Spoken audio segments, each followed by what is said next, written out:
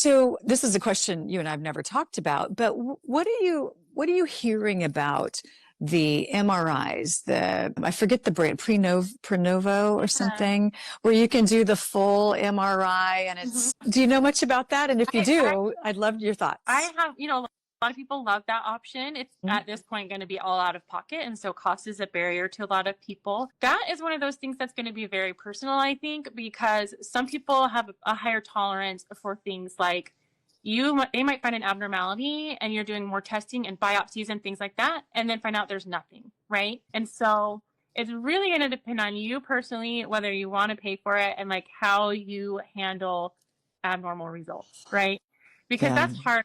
People lose sleep over it. And like, I don't know if it's called anxiety, right? Like if you've ever had any of these screenings or scans, it is like, you're like refreshing, waiting for results. And like, it's like this ongoing.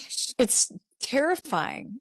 Yeah, Yeah. it's terrifying. Yeah. And I just had a pap smear and I wasn't hearing back. And I thought, great, great. Now Well, I've got this. yeah. And I just immediately, Krista, went down this really dark hole. And so I reached out to my doctor and she sent me this note that, I mean, I have a science degree and I was like, hold on, what does this mean? Mhm. All I saw was something that said abnormal.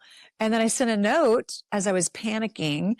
And she's like, "Oh, sorry, I didn't mean it like that. No, everything's fine. See you next year." And I Yeah. was like, "Oh my gosh, I've had massive anxiety and I never used to be like that." So I think that once you get a diagnosis, controlling the mind is not so easy. True. It's true. And it's hard with anything that like if you have a possibility of it ending up with cancer, it's scary for everyone, right? But Mm-hmm. there are definitely people that do better with like, okay, I had an abnormality, now I'm doing more testing and like the stress of all that is Yeah. so different for every person. And so I don't know, that's one of those things you just have to understand that like even if it's abnormal and you're doing further testing, it still might turn out negative. And so, Right. like, how many hoops do I want to jump through to get this information is Mm-hmm. really the question I think you have to ask yourself. Okay, that's good advice. I know I've been considering doing it, but then I just think, could I handle it?